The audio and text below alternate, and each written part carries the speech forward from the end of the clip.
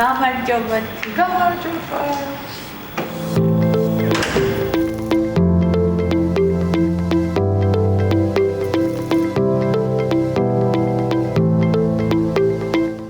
მომწონს ის რომ ეს ელემენტი აქვს რაღაც უფრო დამატებითი საინტერესო. ეს არის ასტეპის განათება, იტალიური ბრენდია ასტეპის. და განათება თვითონ თბილია თუ თბილი განათებით არის, დიახ. ეს ტყავია? ეს ტყავია. ეს არის არმანი. ეს ძალიან ლამაზია. ფერში. ფერის და თვითონ ტექსტილია ძალიან სასიამო. ამათ ნაჭრები საერთოდ ცნობილია არმანის. ცალკე ნაჭრებსაც ყიდიან. გეგონა მართლა ბუშტია, ხო, გაბელი და რაღაცა მძიმე რაღაცა. კარგი ზომის ბუშტია.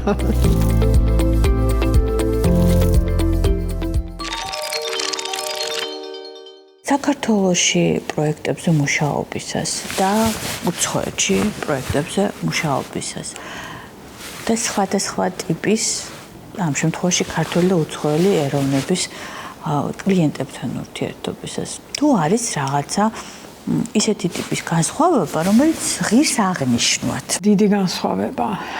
აი რატო? ევროპის კლიენტი თუ რაღაც არის დამკვეთი წარმოშობით შედარებით ამერიკელთან უკვე განსხვავება. ამერიკაში პირადად ძალიან მიღებული არის პროფესიონალებთან მუშაობა. პროფესიონალ არქიტექტორთან, პროფესიონალ ინტერიერის დიზაინერთან, ავეჯის დიზაინერთან, უფრო მეტი პატივისცემა თუ ნდობა პროფესიონალურ დახმარებასთან ვიდრე ევროპაში და კიდევ უფრო მეტ ნაკლები არის საქართველოში. თუ არის მკვეთრად გამოხატული ტენდენცია, რომელიც ამ ბოლო დროს არის აშკარა და შეიძლება უახლოესი რამდენიმე წლის განმავლობაში დარჩეს ჩვენთან არქიტექტურის და დიზაინის თვალსაზრისით. რა თქმა უნდა, ტრენდი ყოველთვის არის და ყოველთვის არის რაღაც მიმართულება. 10 წლის პერიოდში მაინც იყო მინიმალიზმი, ბოლო 2 წლის წინათაც ფერი საერთოდ მოკლეს ლამის ამერიკაში, იმიტომ რომ რაღაცა რომ მინდოდა რომ გამეკეთებიან და უშუალოდ ფერადი, ყველაფერს ითხოვდნენ თეთრს. მაღალი კლასის ინტერიერებში სულ ყველაფერი ბეჟი იყო. ესეთ ტენდენციები ხდება ხოლმე, მაგრამ აი ბოლო 2-3 წელს გეტყვი რა არის.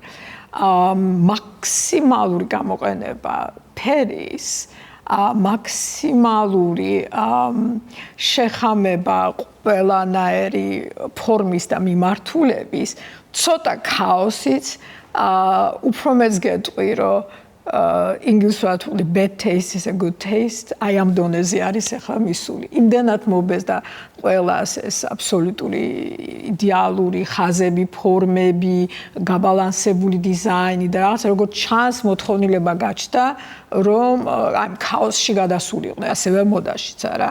ზოგჯერ არის მახსოვს ერთ პერიოდი განსაკუთრებით დიდი ხნის წინ იყო ან მარტო მოკლე კაბა, ან მარტო გრძელი კაბა, საშუალო ან ერთმანეთს შეწყმა არ ხდებოდა, ხო? ეს ძალიან ხაზგასმული ტრენდები იყო ხოლმე. ეხლა ყველაფერი მოსულა. აი ის, რასაც ჩვენ რაღაც მართლა მაღალი კლასის დიზაინს ვეძახით, ხშირ შემთხვევაში არის წლებით დაგროვილი რაღაცა გამოცდილების გამოხატულება, ხო, ამ ადამიანის რაღაცა ნივთები, რომლებიც მას შეაგროვა მოგზაურობის დროს, დაუტოვა რაღაცა ნაწილი ბებიამ, შეიძლება რაღაცა იპოვა თვითონ ძველი, რაღაცა მოეწონა ახალი შეიძინა და აი ამ ტიპის ეკლექტურობაში უფრო მეტად ვკითხულობთ ადამიანის ხასიათს და მის ისტორიას, ვიდრე მაგალითად დიზაინში, რომელიც იდეალურად, მაგრამ შეუქმნა მაგალითად არქიტექტორმა ან დიზაინერმა. ხშირად მქონია მე რომ დავიწყე ადრე კარიერა, მიკითხებოდნენ ხოლმე what's your style, რა არის შენი სტილი? რა არის ჩემი სტილი? ჩემი სტილი მე რა არის, ჩემს სახლის გამოვხატავა ალბათ. ჩემი სტილი დიდი ხანი ვერ გავიგე რა არის, იმიტომ რომ ვაკეთებდი იმ პერიოდში, როდესაც წავედი მე აქედა და მეგონა ძალიან თანამედროვე სამყაროში მივდიოდი 90 წელში, ჩავედი ძალიან როგორ გითხრა, აბსოლუტურად 10 წლით უკან ამერიკაში, სადაც ყველაფერი იყო ბევრად უფრო გემონები ძველებული.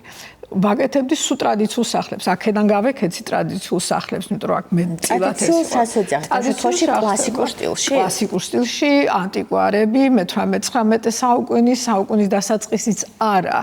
ეს მე-20 საუკუნეც არა, იმიტომ რომ მე-20 საუკუნე უკვე თანამედროვეა. რატომ? იმიტომ რომ აი ამ კლასისთვის იყო ხელმისაწვდომი ზოგადად ეს სერვისი. ეს ყველაფერი მარტო კლასისთვის არ იყო, უფრო მეტად იყო დაფასებული, ტრადიციული და უფრო იყო საზოგადოებაში მიღებული. დაახლოებით 10 წელი მაინც ყველა სახლი რაც გაკეთებული არის მე-19 საუკუნის ინგლისურ სტილი ან ფრანგული თუ შემქონდა ცოტა ქაოსური იყო მაგათვის და ნუ ბოლოს უკვე ძალიან დიდი ომით შემქონდა ხოლმე ჩინური, იმიტომ რომ ჩინური მე არ შემიტანე ჩიპენდელის პერიოდში შედანას და მე-18 საუკუნიდან შინუაზრი შეიქმნა ჩინელები ევროპელებისთვის.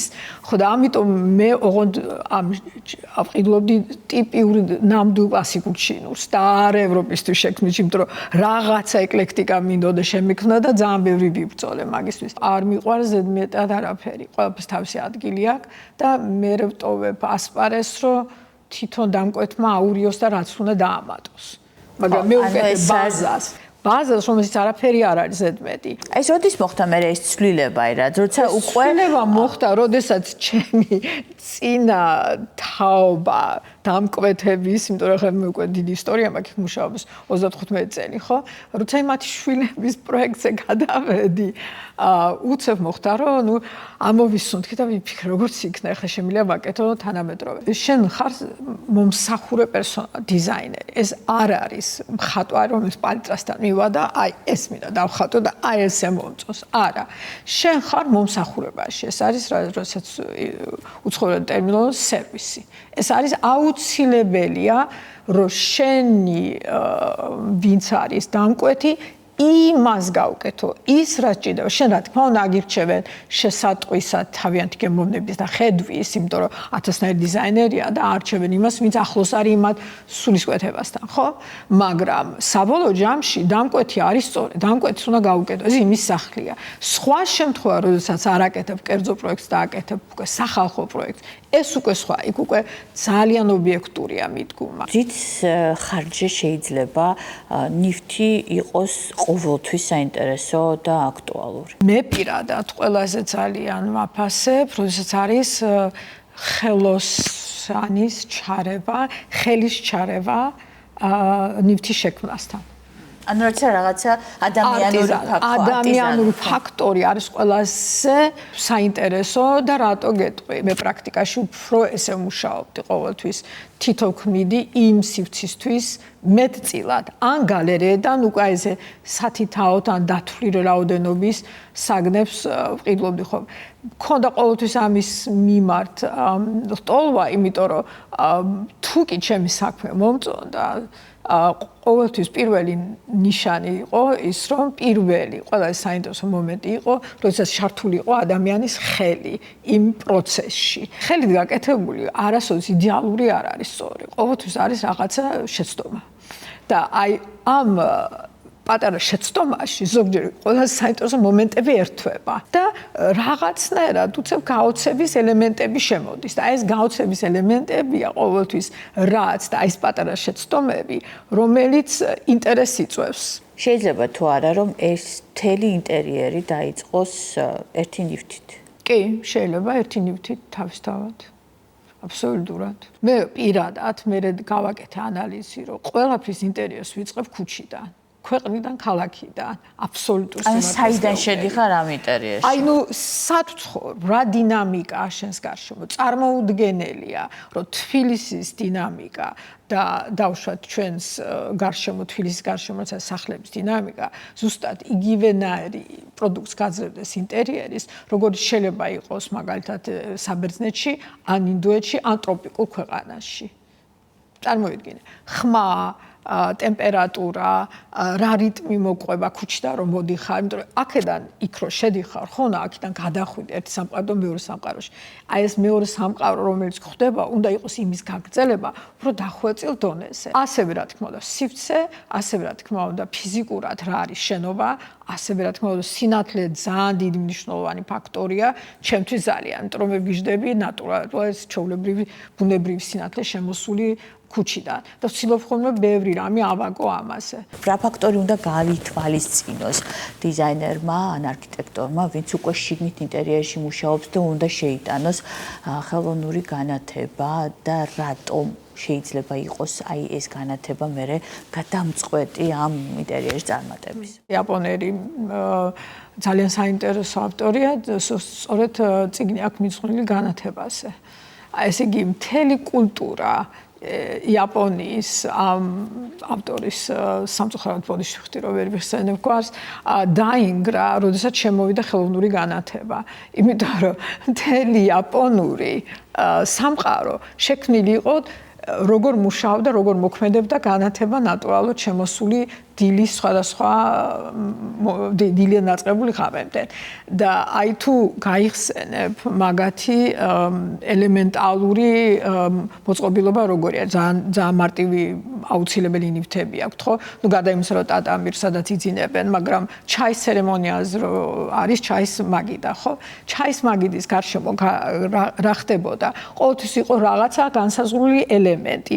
ერთი უნდა იყოს სადღაც ვაზა ყვავილებით, რომელიც შენთვის არის რაღაცა ინტერესის ელემენტი, აუცილებლად ყოფილიყო შირმა და ამ შირმაზე ყოველთვის ხმარობდნენ, ყოველთვის არა 1600 წლებში დაახლოებით დაიწყეს, მანამდე უფრო ქაღალდი იყო, როდესაც ოქროს დადება დაიწყეს ფირფიტების. რატო? იმიტომ რომ აი ეს სხივი რო შემოდიოდა, ამაზე ირეკლებოდა და ეს ანარეკლი გაძლევდა განსაზღვრულ სხვა განათებას. შემოვიდა თუ არა ხელოვნური განათება, დაინგრა ყველაფერი, იმიტომ რომ აი ეს ჩრდილები დაიკარგა, ეს ფაქტურები დაიკარგა, საერთოდ გამოჩნდა ყველაფერი ცარიელი, ხო ხდები რა ხდება?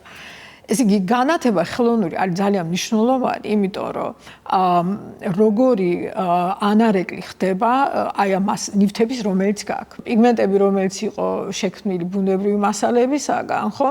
ის არ იცვლიდა ფერს ხელოვნურ განათებაზე. რომ მქონდა მაგალითად ოხრა ჩვეულებრივ აგერ ხევსურეთშია ეს ოხრის პიგმენტი და შეურებდი კედელზე, ის რომ ნათელოდა საღამოს, იმას სხვანაირი ტონალობა ედებოდა. და როდესაც ურებ ქიმიურ ოხრას და აკედებ ქიმიურ საღებავს, იქ სხვანაირი ანარეკლია. აი ამის გათვალისწინება ყველაფერი ცოტა რთულია. სინათლე ხალიჩას საიდან ურტყავს და ანარეკლი როგორი ხდება, რა მასალიდან მოქსოვილი ფერცვლის, გარემოსვლის, გონია რომ გავაკეთე მუქი ხალიჩა შეხედავ და აათებ სინათლეს და ყვირის. ისეთი ბაცია, ხო? ძალიან რთულია. ამიტომ ხშირ შემთხვევაში ვეუბნები ხომ ყველას, რომ ტესტირება უნდა გააკეთო ორივე შუქზე, გააკეთო თხრის სინათლეზე, გააკეთო ხელოვნურ შუქზე. ინგლისელებს აშკარად უყვართ ფერი, მიუხედავად იმისა, რომ თითქოს როგორი თავშეკავებული ადამიანები არიან, აქვთ რაღაც ეს ფარული ექსცენტრულობა, რომელიც ძალიან დამახასიათებელია მათთვის და მე მიყვარს რა გადაგიმოვოთ მათ ხასიათში ეს და ჩემის აზრით ინტერიერში კლასიკური ინგლისური ინტერიერში ძალიან ხშირად კარგად იკითხება ხოლმე, იმიტომ რომ ისეთი თამამი ფერები, რომელიც მე ინგლისში მინახავს კედლებზე, პრაქტიკულად არსად არ მინახავს. ჩემი სახლი, რომელიც ავაშენე პირველად იყო ჩრდილოეთში, კანადასთან ახლოს შეგიძლია თქვა. და თეთრად შევღები და კინა ამ გავგიჟდი. ისეთი საშინელება იყო, ყვიროდა ყველაფერი და საშინელი სინათლე იყო. და მე დავიწყე ფერების დადება, მწვანე დავადერთ საძინებას, მე კიდე ერთ ოთახს კიდე ფერი შეურია, დავიწყე გამუქება, რაც არაქართულია, მაინც ხო? იმიტომ რომ ჩვენ გვყავს ხალისიანი ნათელი ფერები. ბოლოს მივხვდი ძალიან კარგად, რომ სიცოცხლეში რომ მაგალითად ყვითელ სამზარეულოს არ გავაკეთე ძალიან სუყე ოხრისფერი ყვითელი სამზარეულო, იმიტომ რომ საშინლად ითხოვდა ამას. სინათლეზეა ყველაფერი. ეს არის სინათლეზე. ჩრდილოეთის სინათლე არის ძალიან სხვანაირი. თხრის ხანგრძლივობა ძალიან სხვანაირია ინგლისში, ისევე ჩრდილოეთ ამერიკაში, საფრანგეთში უფრო მეტი სინათლეა, მაგრამ მაინც არ არის საკმარისი და როდესაც ჩამოთხე გაიხსენე საბერძნეთი. ყველაფერი თეთრია, გადაფითქინებული, იმიტომ რომ მზეს ირეკლავს კარგად, სხივი სხვანაირად მუშაობს და სხვანაირი ეფექტია, ასევე შიგნითაც. არ გჭირდება ამდენი ფერი. აქცენტებს აკეთებენ მარტო ფერას. ესე იგი, გარემო არის ყველაფერი, გარემო და სინათლის მოძრაობა სეზონურად როგორ არის.